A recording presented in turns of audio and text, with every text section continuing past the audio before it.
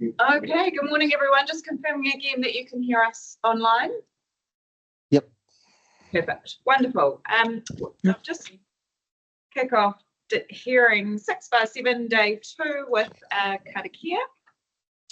Hoki rongo kia rangi e tū nei. Hoki raro kia papa e tā koto nei.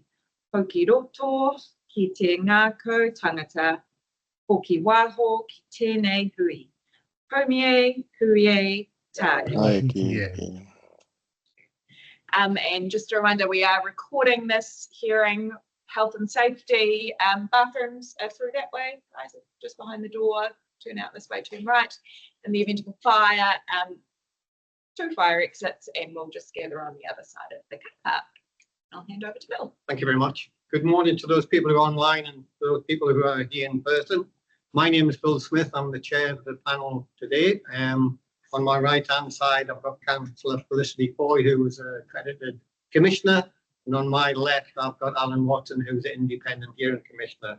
So we've been appointed to hear these 6 topics, or 5 topics: earthworks, temporary activities, signs, light and noise, and genetically modified organisms. We've been delegated responsibility to consider the further submissions of each topic and make recommendations to council in due course. The Section 42A reports have been circulated, they've been read by us of all the submissions that have been made, and any evidence that's been sent in by submitter.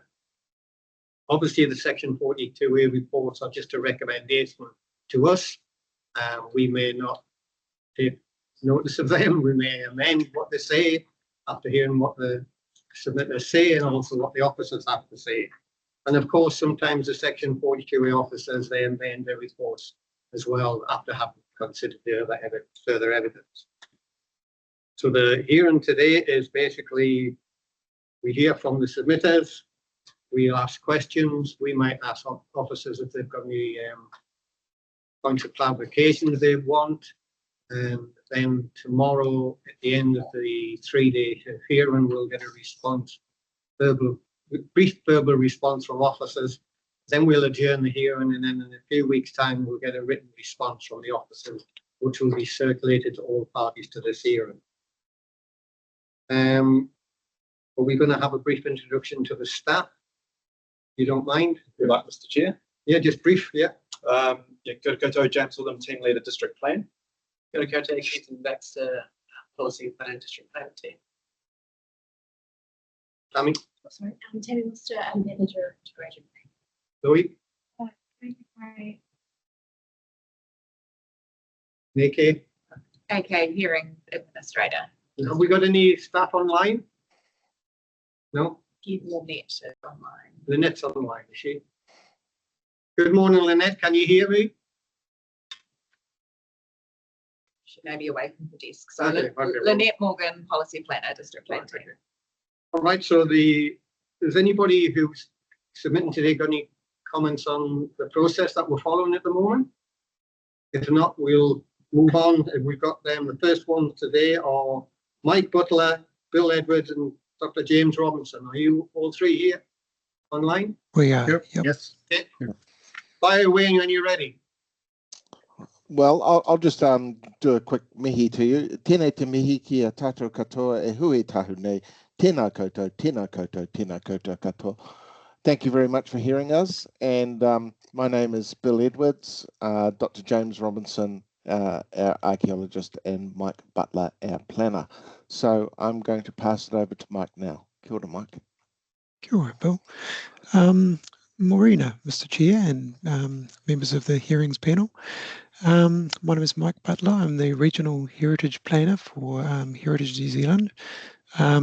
As has been mentioned, we've got Bill Edwards, the Area Manager of the Northland Area Office, and Dr. James Robinson, the Regional Archaeologist for Northland, with us to help with any potential questions or in terms of my evidence. In terms of things, I've sent through to Alicia Kate a brief statement of my evidence. So Yes, my thought... We've got that. Yep. Oh, great. So I thought if that's okay with you, Mr. Chair, to read that and then to answer any questions. It's quite brief. Is that suitable for you? Or Yeah, no problem. Yeah, Mike, Mr. Butler, yeah. okay, that sounds good. Well, I'll just crack into it then. In terms of things, I'll probably take it as read. You've got my, in terms of my evidence, my background and that sort of thing. So yes, I wrote the evidence in response to the hearing 6.7, earthworks signs, temporary activities, topics for HNZPT. I'll start at 2, which is one of the major issues in terms of for earthworks, particularly for us. So just working from number 2 from the statement of evidence that I've provided. So our key issue 7 that we followed in terms of the section 42A is the other earthworks standard submission, which is number S409050. So the reporting planner has rejected earthworks EWS 6 setback standard amendments to include a 20-metre setback from the extent of an archaeological site and a Heritage New Zealand Pahere Tonga Act 2014, so I've just abbreviated as HNZPTA advice note. Considering that the setback relief sought is best addressed through the Historic Heritage chapter and that the advice note should not replace that in EWS 6 relating to setbacks to water bodies and is repetitive in respect of EWS 3. I personally still consider that it's important for these matters to be recognised. The EWS 3 20-metre setback when someone has encountered suspected sensitive material in place of a precautionary approach does not fulfil the Part 2 purpose and principles of the Act relating to avoiding, my emphasis added, remedying or mitigating any adverse effects of activities on the environment and promoting the sustainable management of natural and physical resources. Part 2 district-wide matters historical and cultural values, historic heritage rules, already includes a 20-metre minimum setback from a scheduled heritage resource. So in terms of the plan, you've really gone down this 20-metre setback for other areas as well. So for us, it makes sense that we have some sort of protection there in terms of archaeology. So that's, we're looking for consistency of approach, I guess would be a good way of putting it. So historic buildings, sites, objects and places identified on the planning maps as a heritage item and listed in Schedule 2, Schedule of Historic Sites, Buildings and Objects, are often pre-1900 in age and therefore an archaeological site in terms of site surrounds. So there's already a de facto 20-metre setback precedent from archaeological sites. EWS 3 does not achieve the policies and objectives of the earthworks chapter, as potentially unscheduled archaeological sites will be unprotected, which is likely to be contrary to EW Objective 02 and EW Policy P2, P4 and P5, and ensuring that earthworks are appropriately managed to protect historical and cultural values. The HNZPTA advice note is also supported to ensure that the HNZPTA is referenced where there is overlap in reference to the PDP Part 2 district-wide matters, historical and cultural values, historic section. Reference to the HNZPTA in relation to earthworks from a visibility standpoint is important for users of the plan. I think there's that, in terms of talking about visibility, I mean, one of the main tenets I was always taught was the usability of the plan for users of the plan, so that everyone should be able to understand what the plan is intending and it to be as clear as possible for users of the plan. So yeah, without earthworks plan setback rules, there can be considerable delay and expense to applicants where there is site damage under the HNZPTA, which is something everyone would want to avoid.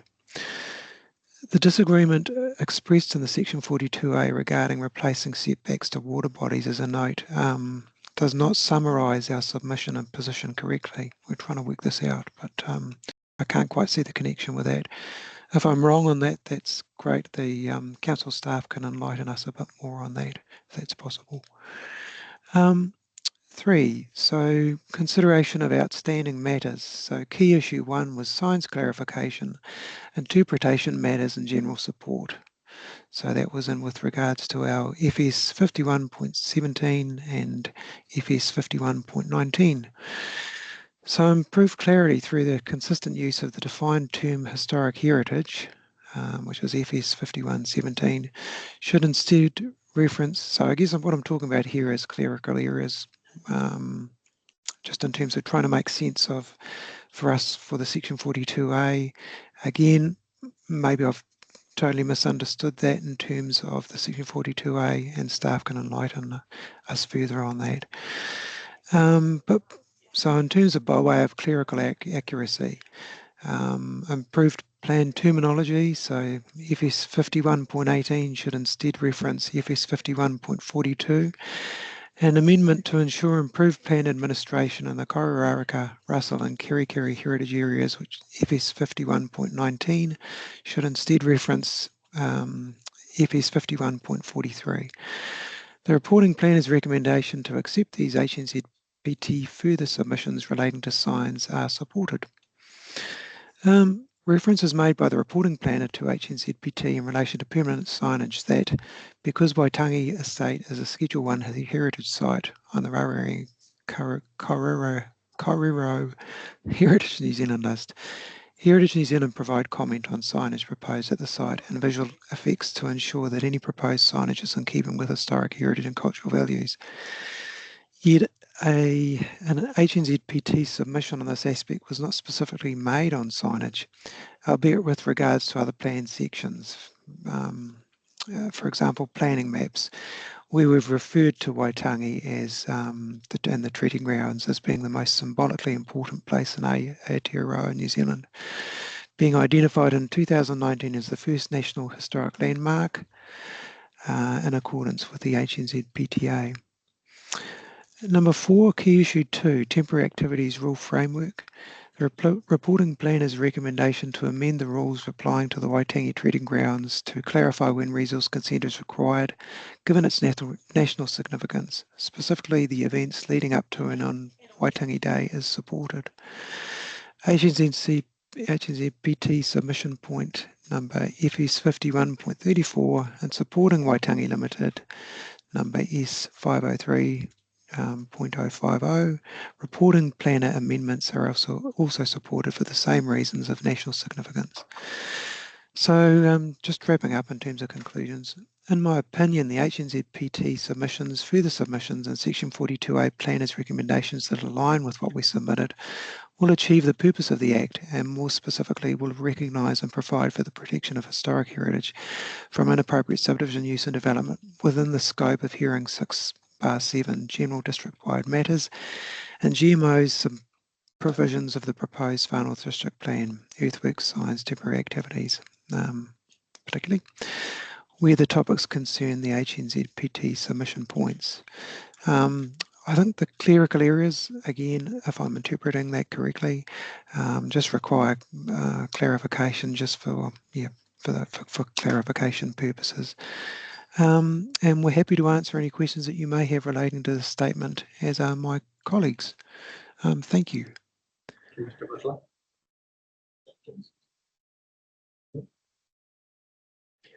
Yeah, just one question, Mr. Butler. Thanks for what you've had to say there.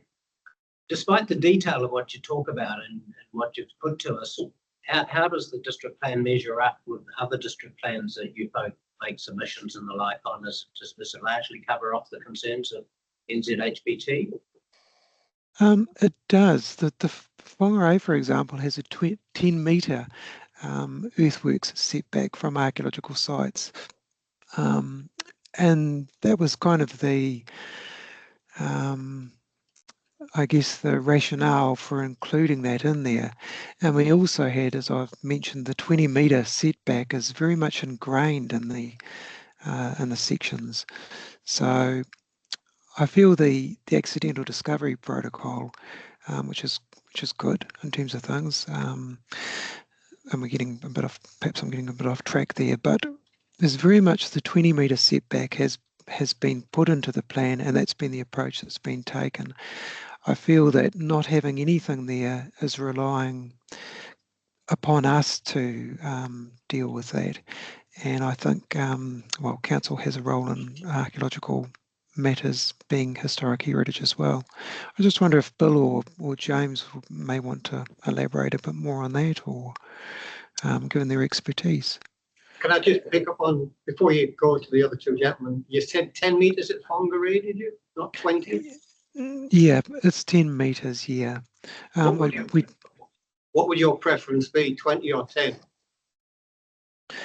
My preference would be 20, given we've already got that 20, as I mentioned, is for other setbacks has been included in the PDP, the FNDC PDP. I'll just note in terms of, I hope I'm not getting too far away from our chapters, but HHR 5 for the permitted PAR 1 for earthworks are already set back a minimum of 20 metres from a scheduled, that's Schedule 2 heritage resource. So we're just trying to find consistency with that.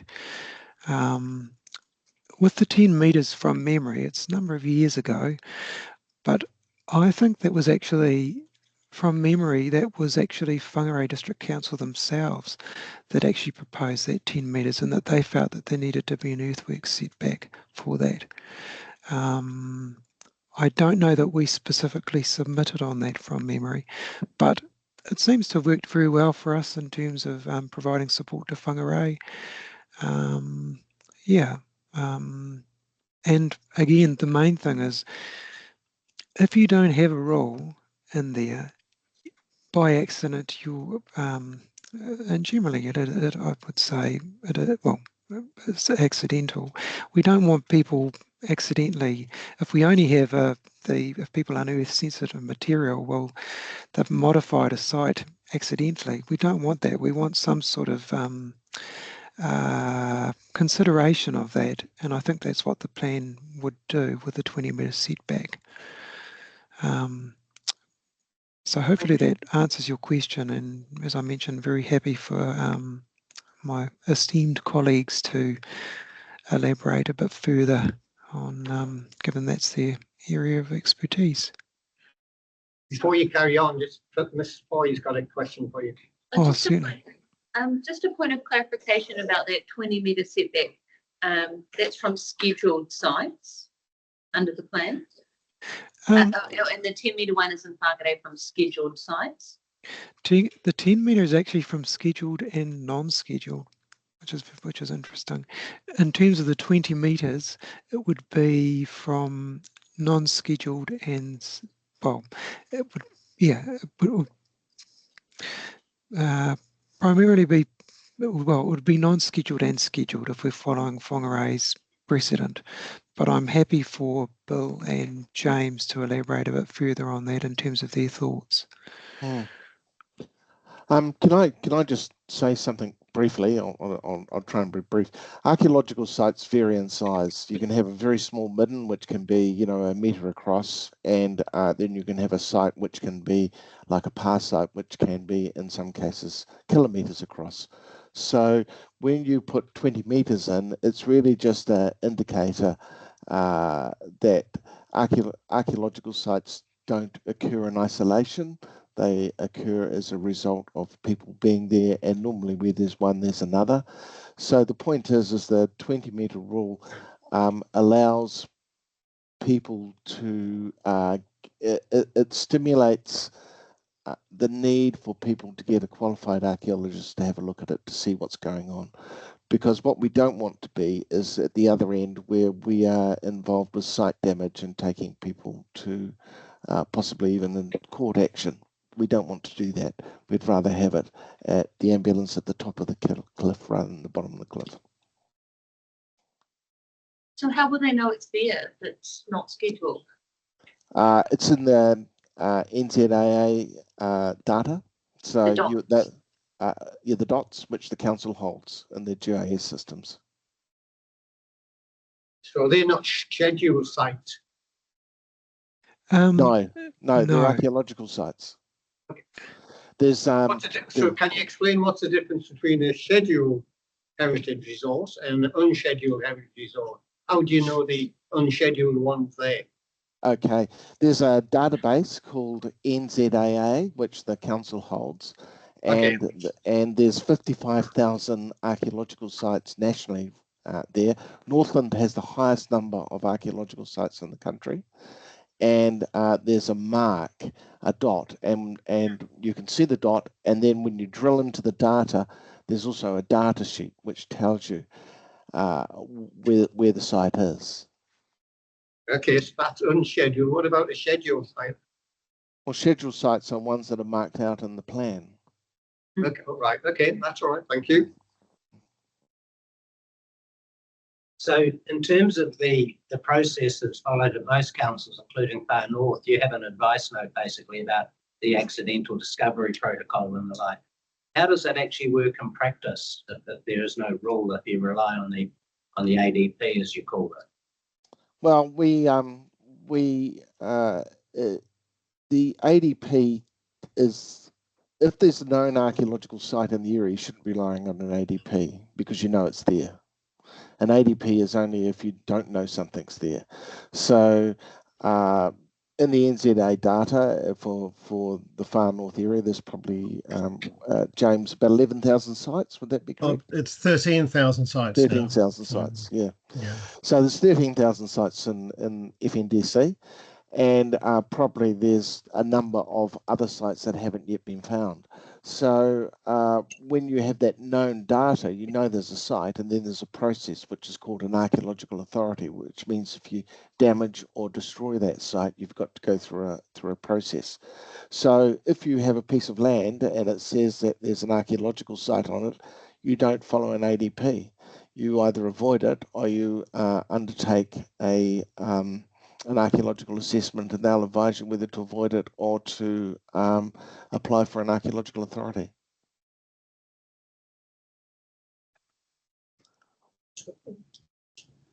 So, Does that make sense? just to clarify the rule that you're seeking, is that you're seeking a rule if you do any works, any sort of service, any earthworks, the definition of earthworks, within 20 metres of an unscheduled site, the pink dots in ArcGIS, which is the layer that the council has, then they would need to get an archaeological assessment to be permitted, or you're saying they need a resource consent, and as part of that they need an archaeological assessment?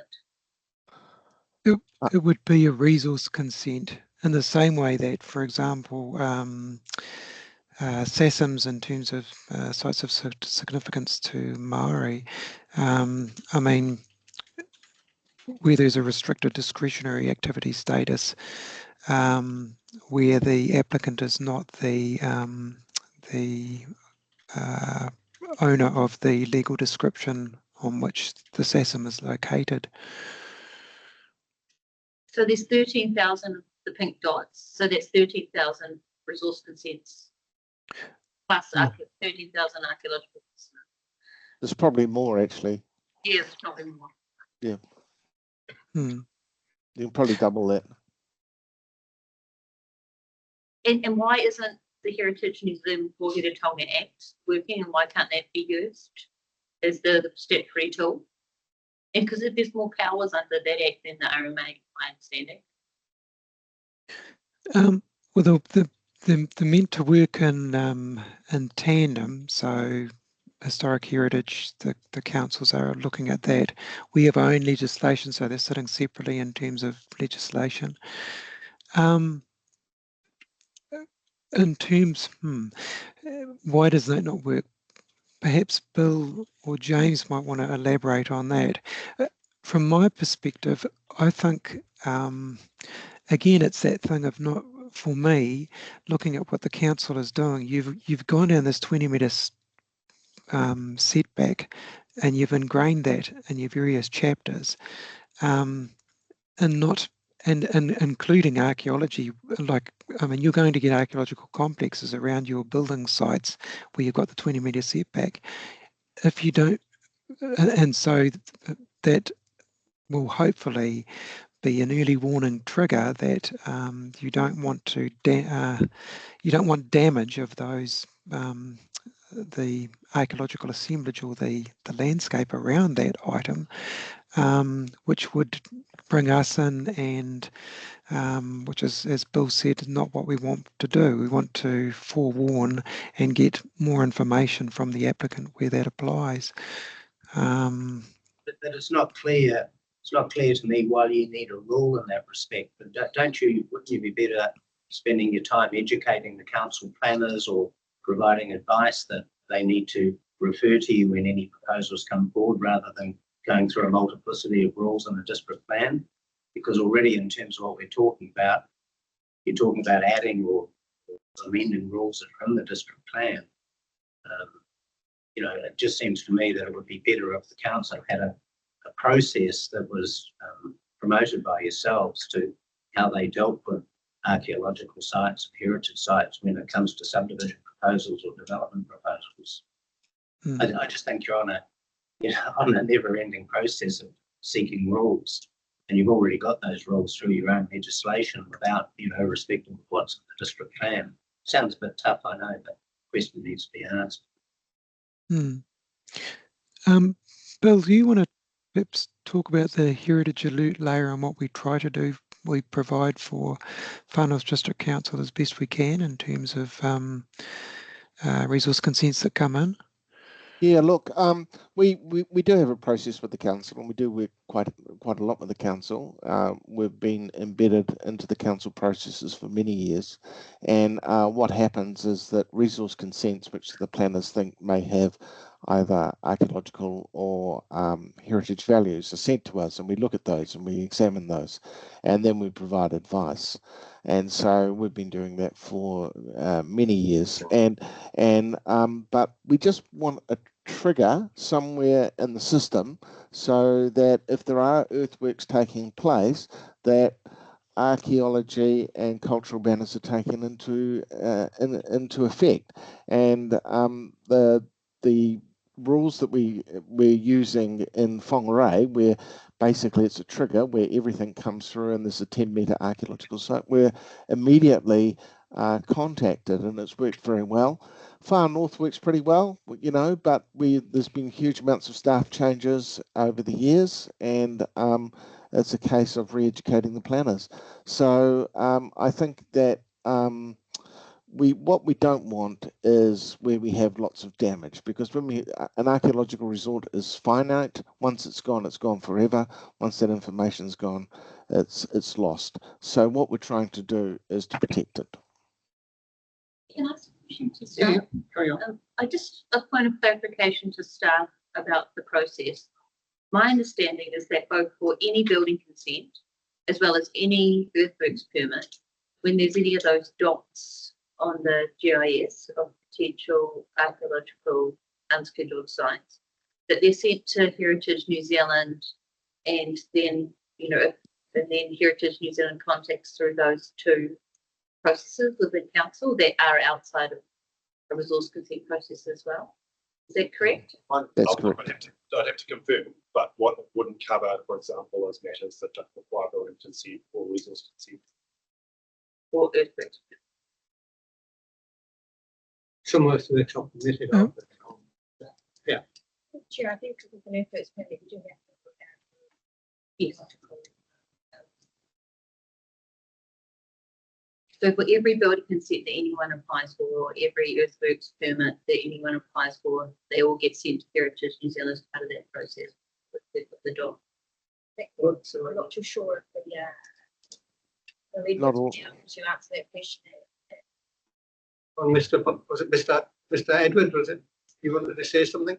Oh, I was just saying, one of the issues that we do have is not everything comes to us, I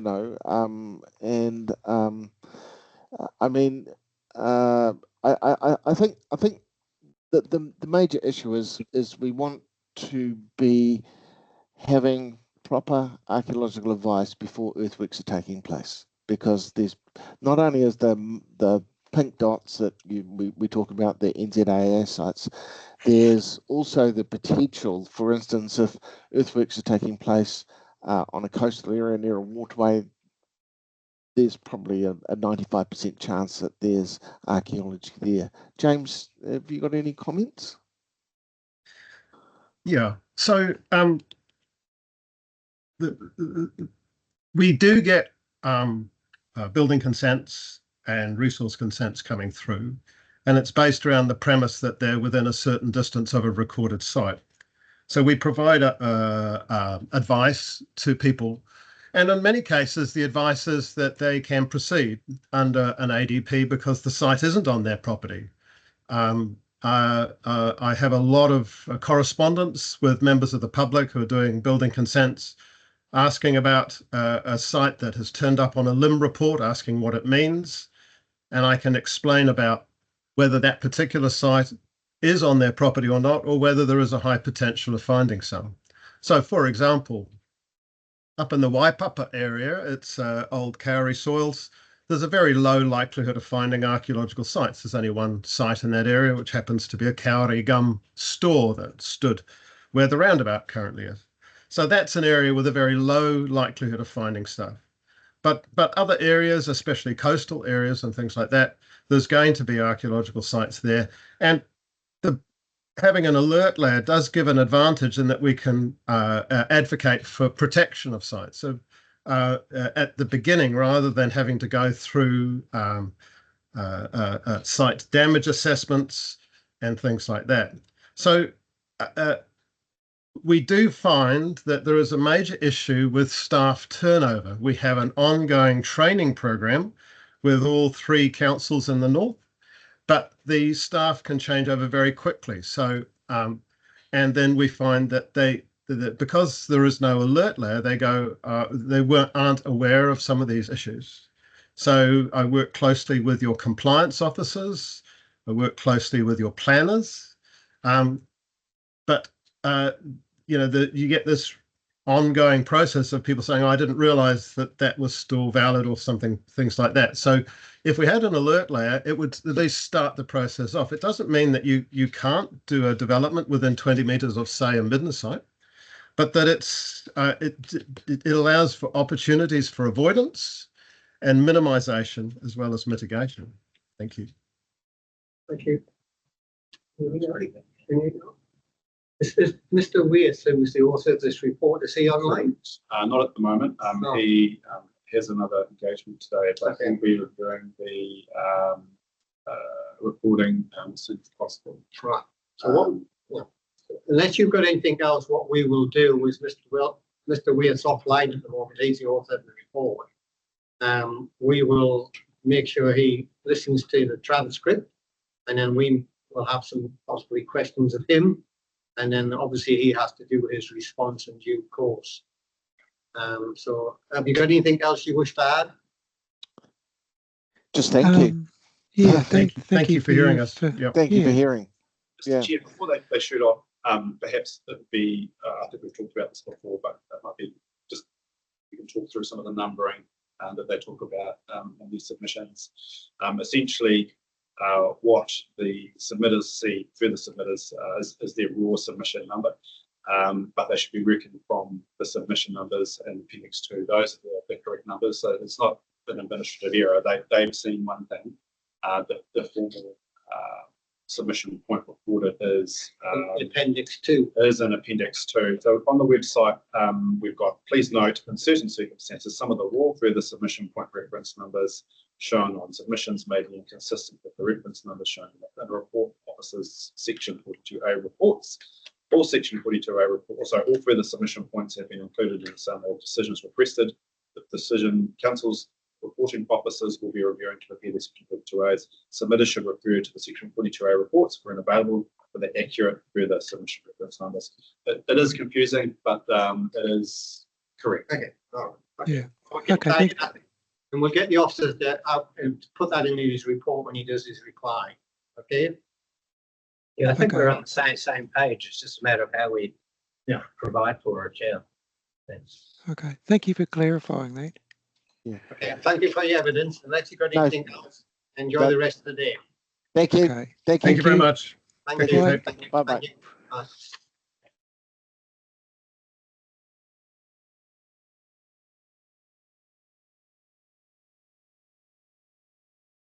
Now, do we have Colin Hannah here? You, Mr. Hannah, and do we have Joanne Cook Munro online? Right, if you want to come forward. Good morning to you. Good morning. So, have you got a colleague with you? Yes, Roger Ludlow. Roger Gladbrook. Ludlow, L-U-D. Yeah. It's a real name, isn't it? Very much so. Thank you. So were you online earlier on, Ms. Cook Munro, when I outlined who we are and etc.? Yes. Okay, all right. Well, we're ready to hear from you, or whoever's going to talk first. Well, I'll let my esteemed colleague Joanne, but she's done most of the work on my behalf, lead on this one, and then I'll deal with some of the other issues, primarily around GE later on. Are you going to talk about GMOs today as well, are you?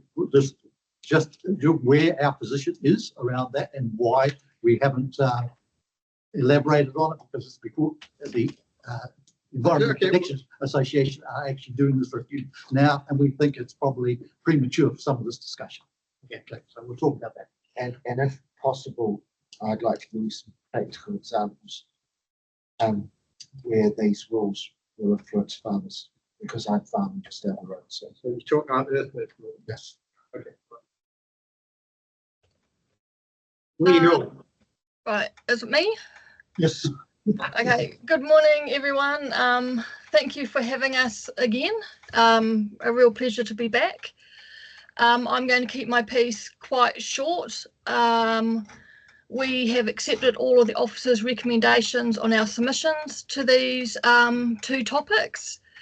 I'd like to take the time to thank the council and their planning staff for such good Section 42A reports and the reasoning that has been set out in them.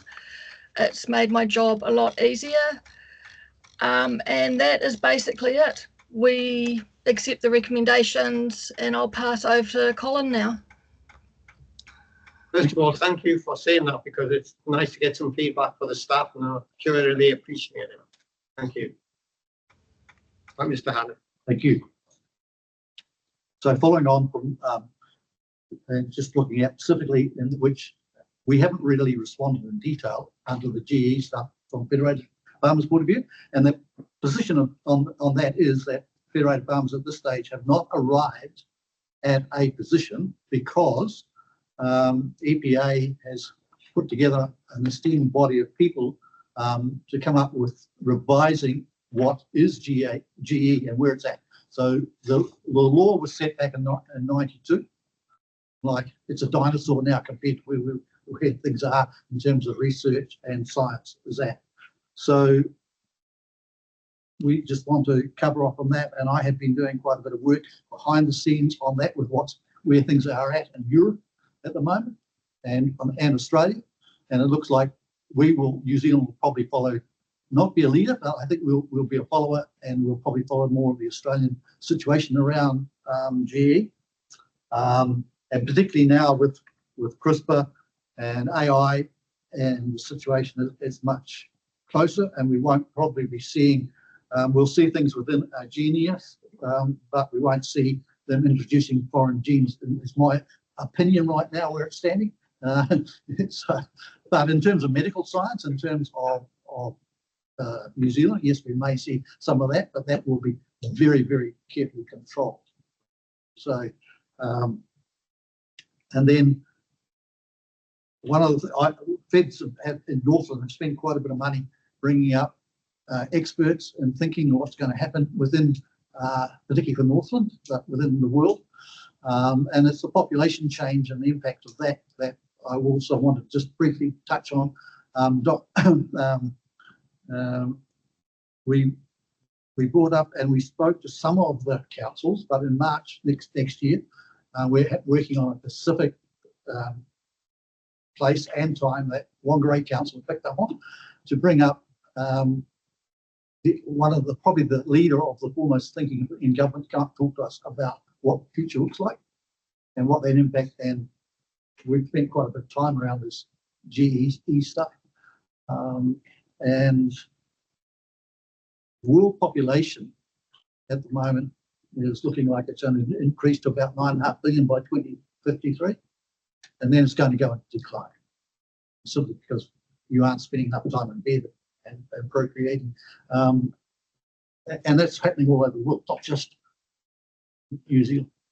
Populations and so that's going to have an impact on a whole lot of things. But it will make things easier for us with medical science. That we'll probably know what your history of medical is going to be, and we can probably introduce some things prior to the events happening within your life. I mean, that's the future, and that's possibly the way things are going to be. So what we're really saying today is putting a warning in. I mean, I'm on television in both in Turkey and in France and saying that we should proceed with caution. And I still believe that. However, with CRISPR now and sticking to within a variety, it's going to help us feed the world population. So where does Northland stand on that?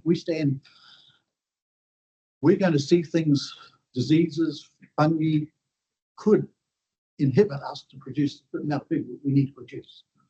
And so what I'm really just saying, we need to be careful. We need to look at these things carefully, but we need to rely on this august body of people who are doing this review now and be guided by them. Well, yes, at this stage, we've got to deal with what we've got. Exactly. I understand that totally. And your approach is probably similar to what the GE people talked to us about yesterday. Yes. And they were virtually supportive of what's here. Just go ahead after this. But again, there's going to be change in their mind, but absolutely. We've got to deal with what we've got to deal with. Absolutely. Absolutely. Yeah. So that's what one of the major things we wanted to cover off on today. And that we will come up with a position, but it'll be after these people. All that hard work, will we be gone by then? Oh no, you'll probably be back and we'll be doing this thing all over again. All right. Okay. So now Roger's got a couple of points that he wants to raise from a farmer's point of view around the earthworks. Yeah, if I could. So just so you know, Miss Foy is a farmer, so she might have some more questions than what us two city dwellers probably. We know enough not to tell farmers what to do. I'd agree with that too. Carry on. That's probably quite handy because there's not much you can't tell farmers. People who know more than farmers would be our partners. So I'm farming down the road and on a highway. We've got 407 hectares with sheep and beef. My own background is that I've been farming where I am for around 30 years. I've got a master's in biotechnology and the family has been there since 1832. Just with regards to the practical things around earthworks at the moment is that the planting of pine trees is considered earthworks, not at the time of the planting, but obviously at the time of the harvesting. And so the recommendation from the forestry people is that we get an archaeological report if we're going to be planting on areas that could hold archaeological significance. And I've worked with James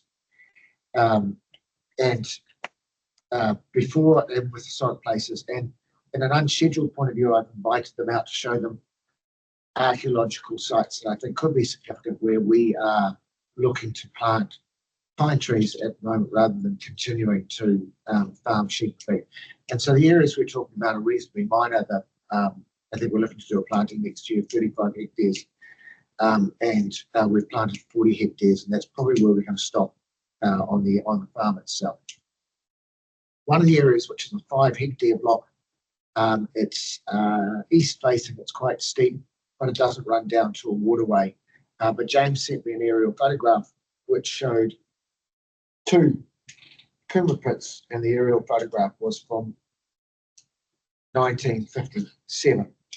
And James suggested to me that we would need to do setbacks on those 2 Coomera pits of around 20 metres for each Coomera pit. And so the area itself is probably going to finish up being around 1,000 square metres that we won't be able to plant. So in what is 50,000 square metres or 5 hectares, it can be conceived to be relatively minor.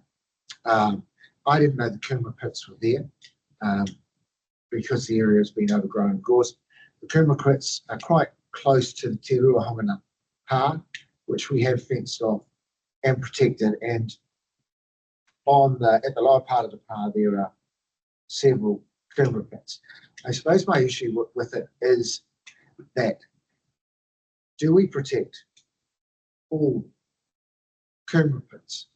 Because a 400 square metre area will cost me around $80 a year in lost income to protect. And that's a bit of a back of a bus ticket calculation. But the report I got from some consultants was that at $25 a tonne, the return on investment from carbon and pine trees is around 19%, and at the moment carbon's $62 a tonne. So while I don't mind doing the setback, I'm a little bit grumpy about the fact that the whole financial impact of that setback is borne by me as the landowner. The 30 hectare piece we're doing, I invited James to come and have a look at, and we have identified some areas where people were once living. We don't know if they're Maori or early colonial without him coming in and doing a complete archaeological report. He's asked that we don't plant that area, which I have again agreed to. The area itself is probably around 2,000 square metres that we won't plant on. They didn't know the area was there. But again, the forestry company has recommended that we bring an archaeological group in to have a look, because it becomes an unscheduled, and at the moment it's not on the district plan as an orange dot. So as Bill was saying, more than 13,000.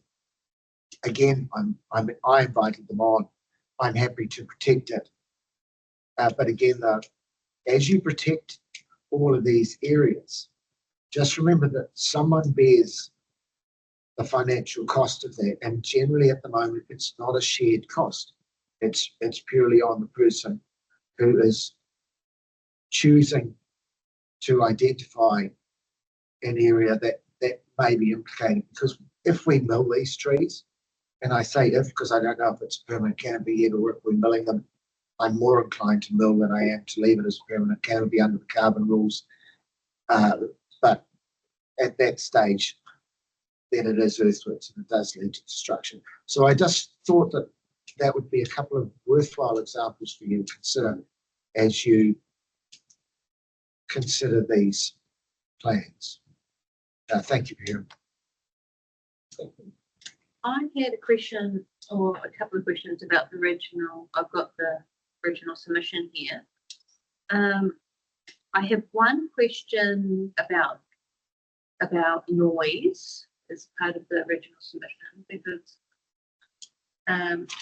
the submission seeks for rural activities to occur without being impeded by the plan. But when I look at page 2, it talks about number 5, agriculture, horticulture, pastoral farming activities undertaken for a limited time. But these are things that the noise will occur. I was just asking, so my noise question was, what about a bull making a noise or a cow mooing? How is that excluded from these noise rules? The intention was never to try and deal with animal noise, because it's really variable and you can't control it.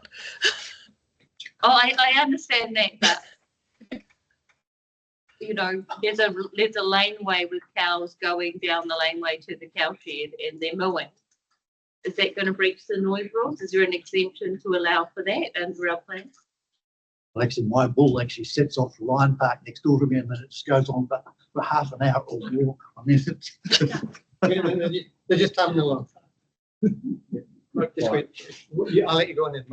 So I just wanted to make sure of that, because it actually states for a limited time, and it doesn't actually make any reference to animal noises.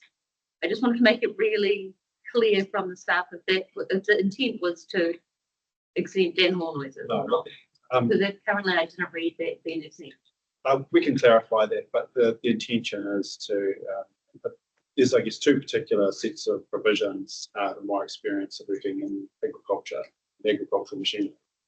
One is for things like harvesting, for example, as an exclusion, as just a normal part of farming activity, and the other one is just general farming matters. And we can clarify with, Mr. Edison around that, but the intent is not to manage the milling of cows. Or,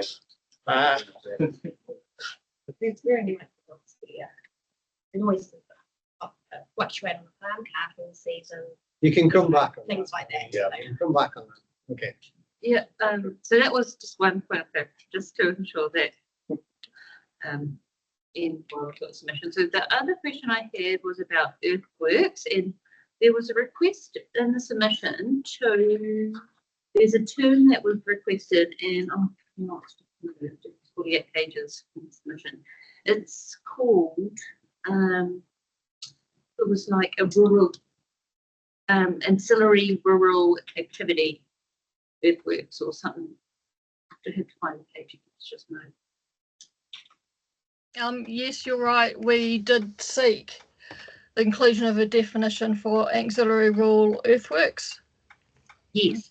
Included tracks, offal pits, anything that may disturb soil. And so I was just clarifying from staff that it's a new definition, but it directly relates to the earthworks chapter, and if it's actually covered under this chapter, how has that been addressed? I know that the staff members here. So, but I can probably give you a general overview. We can respond in what it applied, but essentially, initially the framework for earthworks was activity based, which meant that unless you are explicitly addressed in those PERs, you required a resource consent. The officer recommended quite a substantial change away from that to an effects-based provision, which I think better provides for the activities that within the scope of that request. So I think that makes a more streamlined and more clear requirement. So I think the purpose of the definition was essentially to provide a pathway through an activity-based system, which we've moved away from. You've accepted that, haven't you, Ms. Cook-Munro? Yes.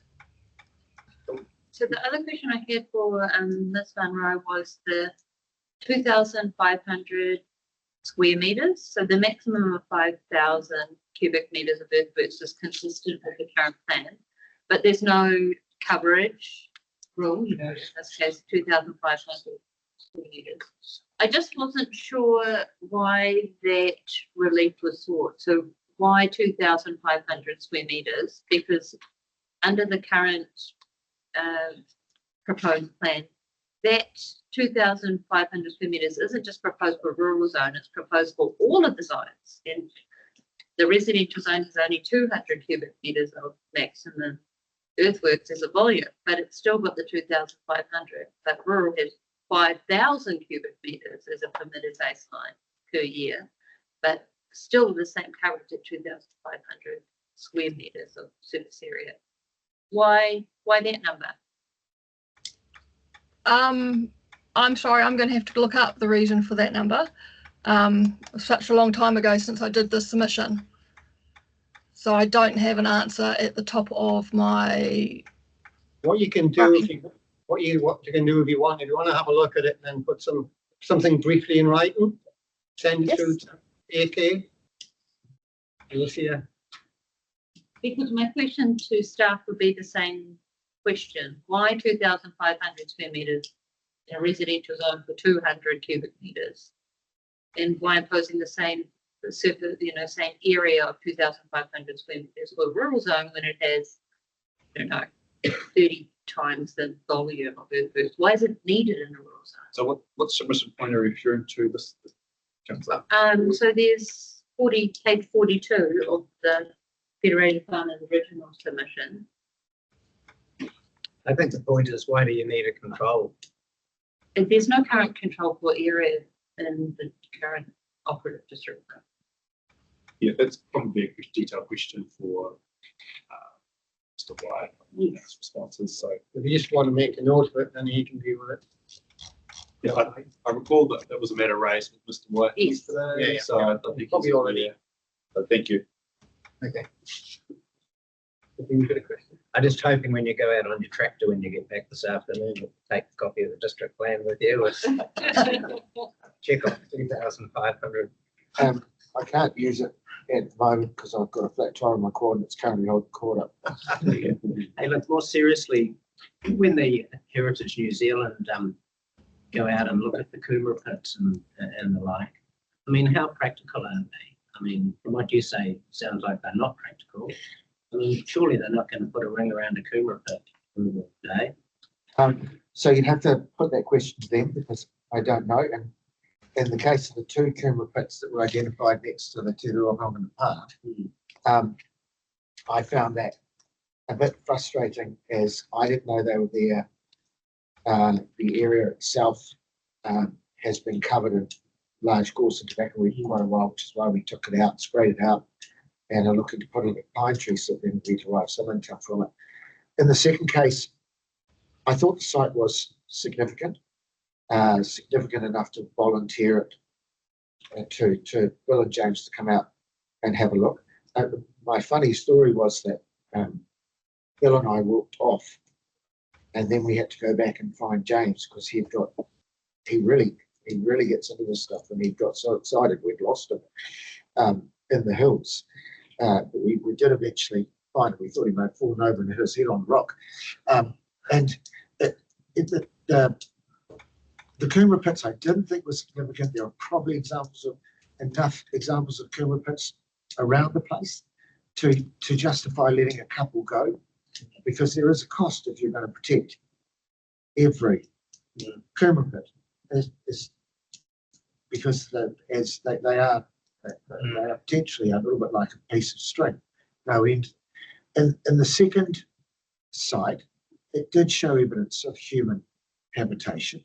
It did find evidence of stonework, which is unusual if it is pre-colonial. But James made the comment that he didn't know if it was pre-colonial without further examination.